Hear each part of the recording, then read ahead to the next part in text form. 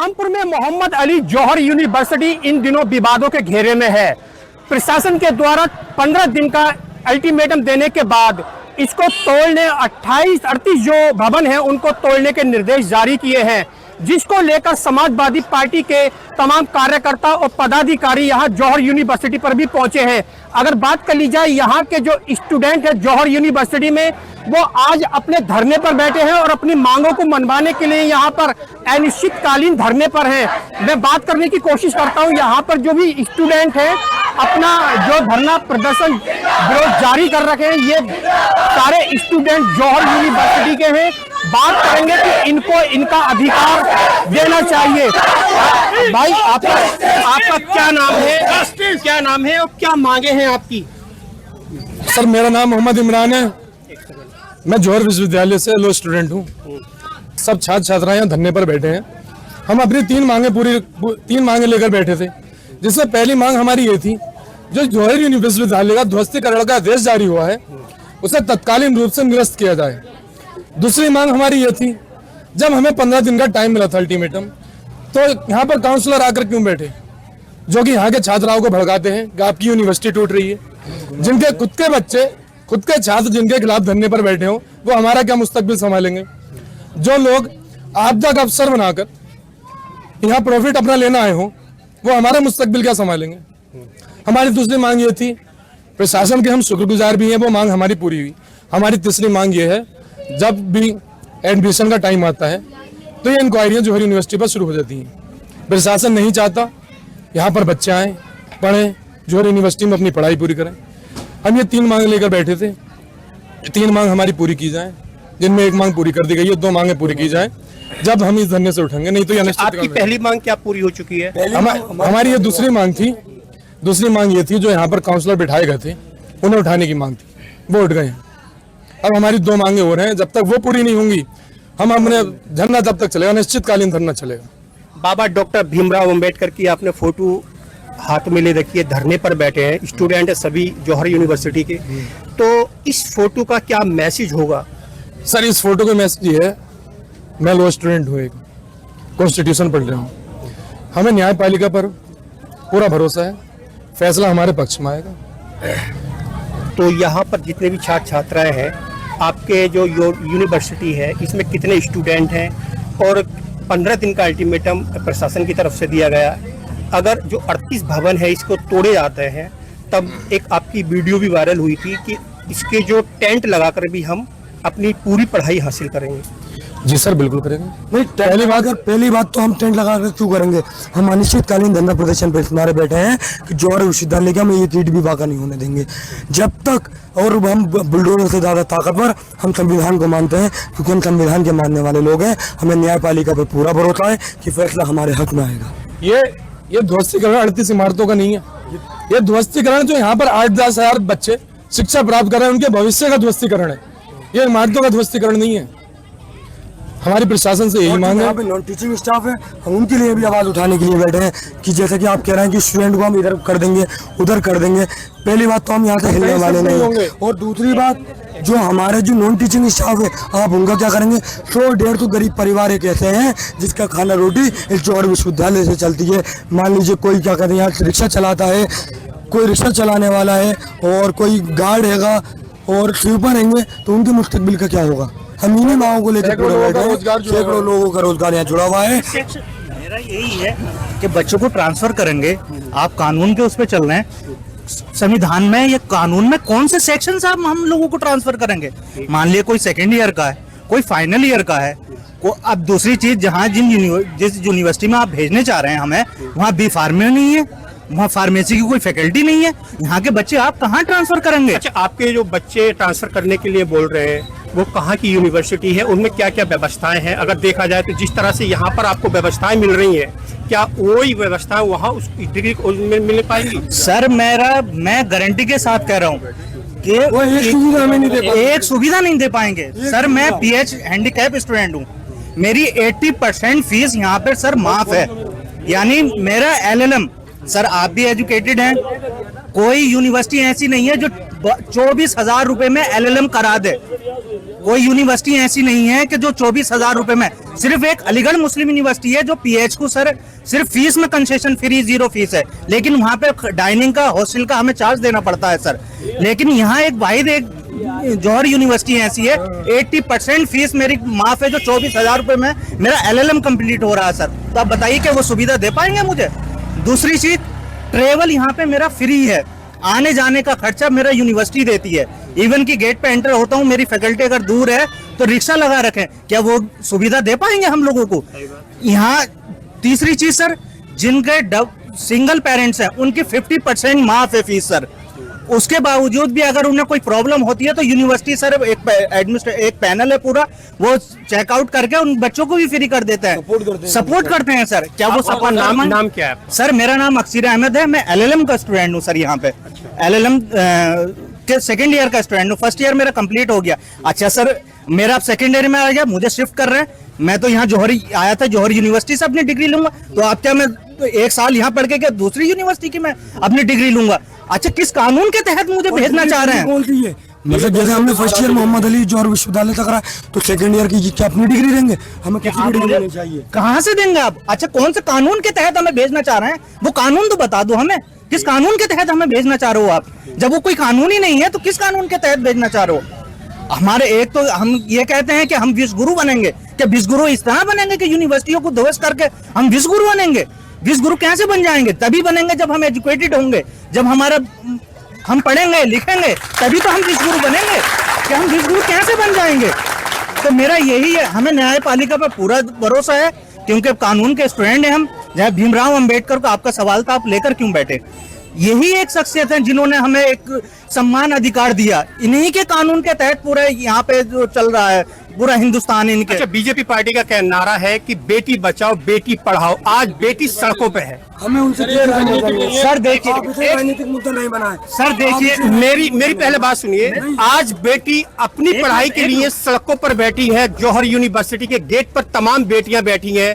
मैं पार्टी के साथ नहीं हूं, मैं आपके साथ हूं, तो मैं कह रहा हूं कि जहां नारा है बेटी बढ़ाओ सर, ये तो बेटी बचाओ बेटी पढ़ाओ, सर आज बेटी सड़कों पर है। सर ये तो सवाल आप उनसे करिए सर। इसमें हम सिर्फ यहाँ पे जो है जौहर यूनिवर्सिटी के लिए बैठे। मेरा उद्देश्य ये है कि ये नारा कैसे सफल होगा? आज बेटी अपने हक के लिए सड़कों पर बैठी है। सर देखिए सर, मैं आपको एक क्लियर कर दूं, हम पॉलिटिक्स में नहीं जाना चाह रहे हैं, हम स्टूडेंट हैं, हम अपने भविष्य के लिए यहाँ बैठे हैं। हमें पॉलिटिक्स से ना जोड़ा जाए। बिल्कुल, आप सबसे रिक्वेस्ट है सभी से कि हम सिर्फ अपने भविष्य की चिंता के लिए बैठे हुए हैं कि हमें विश्व गुरु कैसे बनना है, हम उस चीज के लिए बैठे हुए हैं यहाँ पे। हमें पॉलिटिक्स से कोई मतलब नहीं, कौन क्या कह रहा है, कौन क्या कर रहा है, क्या कह रहा है, हमें उनसे कुछ मतलब नहीं है। जी सर, जिस तरह भारतीय जनता पार्टी का नारा है कि बेटी बचाओ और बेटी पढ़ाओ, लेकिन आज बेटी जौहर यूनिवर्सिटी के गेट पे अपने हक पाने के लिए सड़कों पर बैठी है। बेटा क्या नाम है आपका? मेरा नाम अयम फरा। बेटा कितने स्टूडेंट हैं, कैसे अपना हक मांग रही है सरकार से, या किस तरह के लोगों से आप अपना हक मांग रही हैं? मैं लोगों से नहीं, सरकार से मांग रही हूँ। सरकारी तो बोलती है बेटे बचाओ बेटी पढ़ाओ, तो इस वजह से आज सड़कों पे हैं बेटी, तो सरकार को तो देखना चाहिए ना। तो इसी वजह से हम लोग यूनिवर्सिटी की वजह से बैठे हैं। हमें बस कुछ हक नहीं चाहिए, अपनी पढ़ाई चाहिए। हम अपना हक मांग रहे हैं सरकार से, बस हम अपनी यूनिवर्सिटी को चाहते हैं और कुछ नहीं मांग रहे हम। बस हमें यूनिवर्सिटी बचाने, कैसे भी बचाएंगे हम लोग, बस हमें यूनिवर्सिटी चाहिए बस। आपकी एक मांग पूरी हो चुकी है, 2 अभी बाकी है। अभी एक ही तो हुई है, अभी 2 बाकी है। हमें कौन सी मांग पूरी हो चुकी है, कौन कौन सी अभी 2 मांगे अभी बची हैं जो आपकी पूरी हो? हमारी सर एक ही मांग है, जो जौहर विश्वविद्यालय को तोड़ने का आदेश दिया गया है। ये जौहर विश्वविद्यालय पे बुलडोजर चलाने की बात नहीं की गई है, ये सब बेटियों के भविष्य पे बुलडोजर चलाने की बात की गई है। और एक और बात बोली जाती है, जौहर विश्वविद्यालय को मुस्लिम जौहर विश्वविद्यालय बोला जाता है। यहाँ पे प्रिया भी बैठी है, यहाँ प्राची भी बैठी है, यहाँ पे पूजा भी बैठी है, और यहाँ रूपलजीत कौर भी बैठी है। तो यहाँ पे जो बाबा साहब अम्बेडकर ने संविधान लिखा था, तो उस संविधान में, उस कॉन्स्टिट्यूशनल असेंबली में वो सारे लोग शामिल थे जो हर जाति, हर धर्म, हर तबके से शामिल थे। लेकिन उस बाबा साहब अम्बेडकर साहब ने जब संविधान को लिखा तो सबके लिए लिखा। उसी बाबा साहब अम्बेडकर के संविधान को मानने वाली जौहर विश्वविद्यालय की हर एक बेटी को चाहे वो किसी भी वर्ग की हो, किसी भी धर्म की हो, पिछड़ी जाति की हो, और अगर किसी के माँ बाप नहीं है तो उसको फीस माफ कर दी जाती है। और जो फैमिली की या कोई ऐसी सर्कमस्टांसिस प्रॉब्लम है तो फीस का रिलैक्सेशन भी दिया जाता है। और मैं खुद एक हॉस्टलर हूँ। इस यूनिवर्सिटी के अंदर सिर्फ आसपास के लोग नहीं पढ़ते, हॉस्टल के लोग भी पढ़ते हैं, जो कि बाहर से, पटना से, पंजाब से, हरियाणा से हैं, और मैं खुद उत्तराखंड पिथौरागढ़ से हूँ। तो मेरे माँ बाप को भरोसा है इस हॉस्टल पे, इस यूनिवर्सिटी के ऊपर, उस भरोसे पे बुलडोजर ना चलाया जाए। हमारी जिस दिन से ये आदेश पास हुआ है, सबसे ज्यादा तकलीफ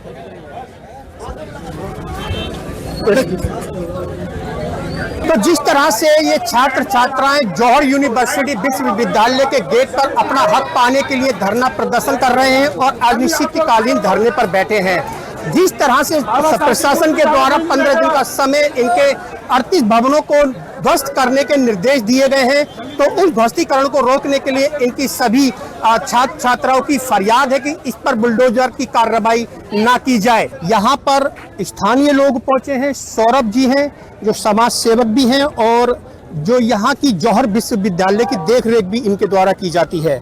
तो सर, किस तरह से जो प्रशासन के द्वारा 15 दिन का अल्टीमेटम दिया है कि 38 भवनों को ध्वस्त किया जाएगा, आज अपनी मांगों को लेकर जौहर यूनिवर्सिटी के जितने भी स्टूडेंट हैं वो सड़कों पर हैं। भारतीय जनता पार्टी का नारा है बेटी बचाओ बेटी पढ़ाओ। आज बेटी अपना हक मांगने के लिए सड़क पर बैठी है। देखिए, ये जो धरना प्रदर्शन बच्चे कर रहे हैं और आज मैं अपने पूरे परिवार के साथ इनका समर्थन करने आया हूँ, इनके धरना प्रदर्शन का। जो प्रशासनिक आदेश है यूनिवर्सिटी की बिल्डिंग को तोड़ने के लिए, ये बिल्कुल गलत है।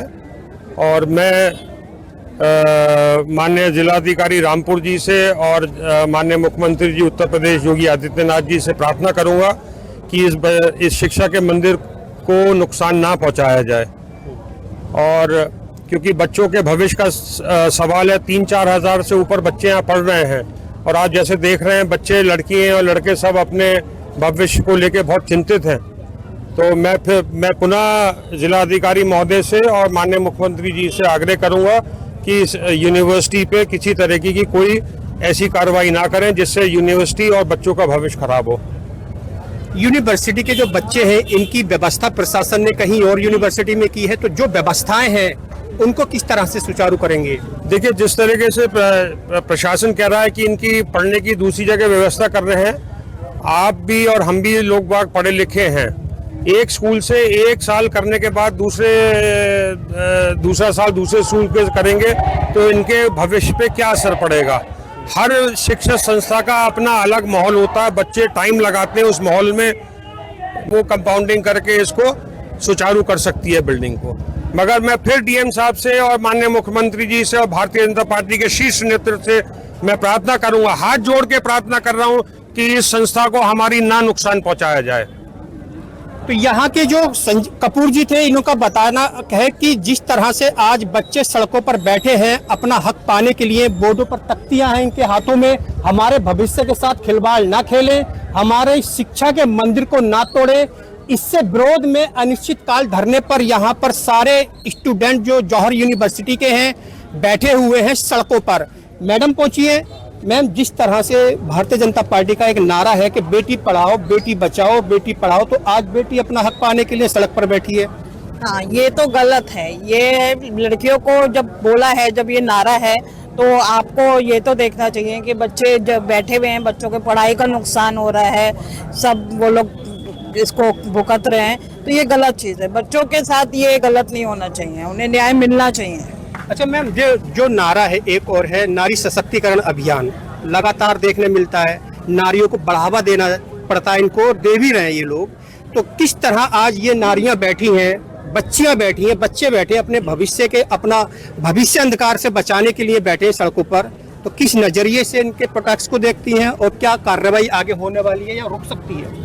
हाँ, जरूर रुकनी चाहिए कार्रवाई। तो बच्चों के साथ इतना खिलाफड़ हो रहा है, सब उनकी पढ़ाई पे नुकसान हो रहा है, आगे उनका कहाँ, उनका क्या भविष्य है? इसके लिए तो उनको अपने हक के लिए लड़ना पड़ेगा और उनका हक जो है वो बिल्कुल ठीक है, उन्हें न्याय मिलना चाहिए और हम साथ हैं उनके। वैसे क्या नाम है? वसीम जामा। अच्छा, ये बताइए, जिस तरह से प्रशासन की तरफ से जौहर यूनिवर्सिटी के 38 भवनों को ध्वस्त करने के आदेश हैं, तो 10-12 दिन और बचे हैं अभी, तो ऐसे में क्या चाहते हैं? आप भी पहुंचे हैं बच्चों के समर्थन में। देखिए, बच्चों के भविष्य के साथ खिलवाड़ नहीं होना चाहिए और ये कानूनी प्रक्रिया है, लगे हुए हैं। लेकिन जो 38 भवनों का ध्वस्त करने का माननीय डीएम साहब ने जो निर्देश जारी किए हैं वो गलत है। आप खुद यहाँ 2-4 दिन से देख रहे हैं बच्चों को, किस तरीके से बच्चे अपना प्रोटेस्ट और अपना हक मांग रहे हैं, तो ये गलत है। हाँ भाई, जौहर यूनिवर्सिटी पहुंचे, क्या कहेंगे? मैं विक्की चौधरी हूँ और मैं भारतीय किसान यूनियन से युवा का राष्ट्रीय अध्यक्ष हूँ। आज बड़ा दुख होता है कि मन को कि एक बच्चों के मुस्तकबिल का यह है कि बच्चों के मुस्तकबिल का भविष्य है और इसको तोड़ा जा रहा है, जिसमें कि 40 भव्य इमारतें हैं, जिसमें कि 38 इमारतें तोड़ी जा रही हैं, जिसमें कि इसमें 38 इमारतों में से फिर रह क्या जाएगा?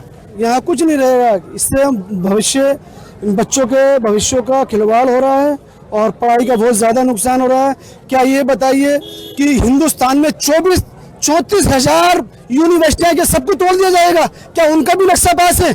किनका नक्शा पास है? आप मुझे बता दीजिए।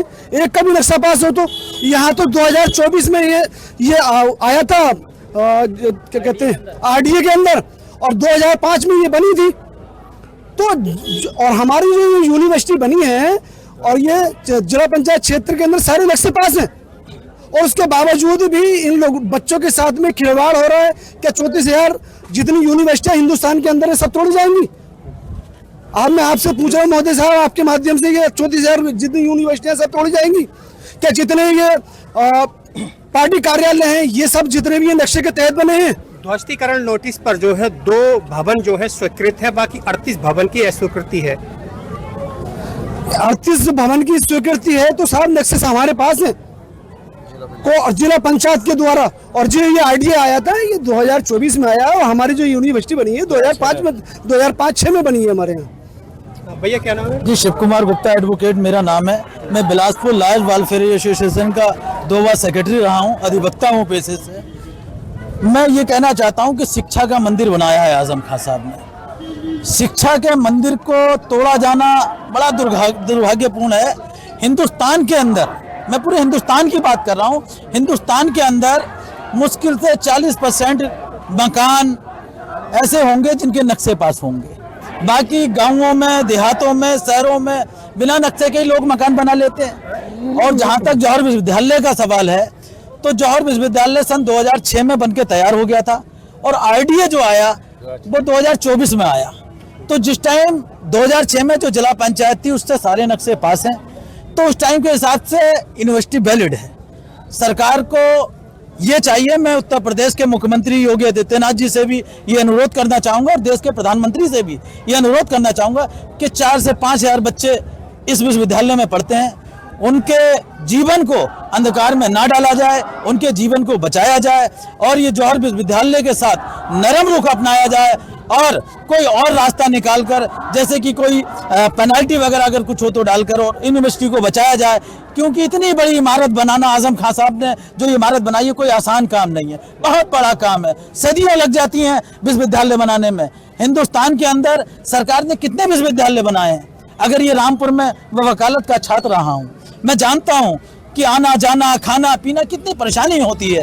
एक मिडिल परिवार का बच्चा अगर कोई कोर्स करना चाहता है तो कहीं बाहर जाने के लिए बड़ी समस्या होती है। हमारे रामपुर में कोई विश्वविद्यालय नहीं है। मैं आजम खान का धन्यवाद करना चाहता हूँ जिन्होंने जौहर विश्वविद्यालय बनाया है। मैं सरकार से अनुरोध करना चाहता हूँ कि विश्वविद्यालय को बचाया जाए, इसकी सुरक्षा करी जाए और ये जैसा है ऐसे ही रहने दिया जाए। इसके ऊपर सरकार नरम रुख अपनाने की जरूरत है सरकार को। मैं अनुरोध करना चाहता हूं उत्तर प्रदेश के मुख्यमंत्री से। ये बीर जी जौहर यूनिवर्सिटी पहुंचे हैं, क्या नाम है, क्या कहना चाहते हैं? मैं यही कहना चाहता हूं कि आजम खान साहब ने बहुत खून पसीने, बड़ी मेहनत करके यहाँ पर यूनिवर्सिटी का जो कार्य करा था 2005 में, इसको रखी थी इसकी नींव। मैं सरकार से यही अनुरोध करना चाहता हूँ कि आपने राम मंदिर बनाया है, राम के नाम से ये रामपुर है हमारा। अगर आप रामपुर का, अयोध्या में राम का मंदिर बना सकते हैं तो ये शिक्षा का मंदिर क्यों तोड़ा जा रहा है? इसको नहीं तोड़ना चाहिए। और आजम खान साहब ने जितनी मेहनत करी है, लोग बच्चे विदेश में जा रहे हैं पढ़ने के लिए, मिडिल क्लास के लोग हैं, छोटे बच्चे हैं, जिनके पास फीस नहीं होती। आजम खान साहब बिना उससे पढ़ाई यहाँ पे करा रहे हैं। हमारा ये कहना है कि गरीब लोगों के साथ, आजम खान साहब के साथ, उसके परिवार के साथ जितना अन्याय हुआ है, शायद इस इतिहास में कभी किसी के साथ, नेता के साथ हुआ नहीं है। अगर रही नक्शे की बात, 2005 में जब कंप्लीट हो गई थी ये यूनिवर्सिटी, तो जिला पंचायत के उसमें आता था क्षेत्र। तो हमारा ये कहना है, जब सारे नक्शे पास हैं, सब कुछ कंप्लीट है, तो क्यों छात्रों का जो भविष्य है वो अंधकार में डाला जाएगा। और शिक्षा का मंदिर बनाया, उन्होंने कोई गलत काम नहीं करा है, कोई भ्रष्टाचार नहीं करा है। हमारे लोगों के लिए, गरीब लोगों के लिए उन्होंने, उनके बच्चे पढ़े, आगे पढ़ के कुछ बन सके। मगर ये बहुत अन्याय है। इस यूनिवर्सिटी को सरकार को रोकना चाहिए। अगर कोई आदेश हो गया है, उस आदेश को कैंसिल किया जाए और ये यूनिवर्सिटी को रोका जाए। जिस रामपुर तो यहाँ पर जौहर यूनिवर्सिटी के समर्थन में, ना तोड़ने के समर्थन में तमाम लोग दूर दूर से पहुंच रहे हैं। बात करेंगे, गोयल साहब पहुंचे यहाँ पर। गोयल जी, लगभग 10 दिन का समय और बचा है। रामपुर जिला अधिकारी का ध्वस्तीकरण का आदेश है कि इसको 38 भवनों को ध्वस्त कराया जाए। आप पार्टी से जुड़े हुए हैं, जौहर यूनिवर्सिटी पहुंचे हैं, बच्चे सड़कों पर हैं, क्या कहेंगे?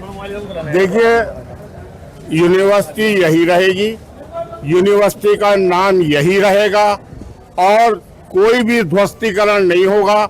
हमारे जो भी काम है हमारे माननीय मंत्री जी के, आज तक कोई काम उन्होंने गलत नहीं किया है। और वो कानून के पढ़े लिखे LLM किए हुए वो व्यक्ति हैं, वो गलत कर ही नहीं सकते। वो ईमानदार, इंसाफ पसंद और वो व्यक्ति हैं। यूनिवर्सिटी में संविधान में नियम है अल्पसंख्यक विद्यालय खुलने का, वो हमें भी मिलेगा। जो नियम है वो सारे UGC के जितने हैं, कई बार यहाँ पे वो भी हुआ है, हर चीज का पालन किया गया है। अगर धांधली में कोई कुछ करना चाहे तो ये यूनिवर्सिटी कभी भी नहीं, यही नाम रहेगा, ये यूनिवर्सिटी रहेगी, इसके सिवा और कोई समझौता नहीं है।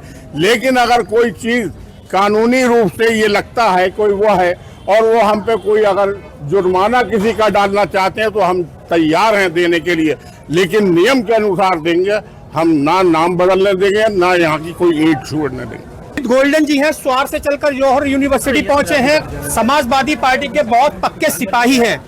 क्या कहेंगे जौहर यूनिवर्सिटी को लेकर? जौहर यूनिवर्सिटी के मुख्य गेट पर हैं आप। मैं तो यही कहना चाहूँगा कि पहले तो मेरी बात समझ में ये नहीं आ रही कि ये यूनिवर्सिटी टूट क्यों रही है। जो टूटने का आदेश में इंशाल्लाह टूटेगी तो नहीं, अल्लाह का हुक्म है। तो ये आदेश शायद आपको भी ज़्यादा मालूम हुआ, इसलिए हुए ना कि इसकी परमिशन नहीं है, इसका नक्शा पास नहीं है। तो क्या हिंदुस्तान में जितनी भी पुरानी इमारतें या पुराने वो हैं, मुझे तो लग रहा है कई सारी ऐसी कचहरी हैं जिनका कोई नक्शा ही पास नहीं है। तो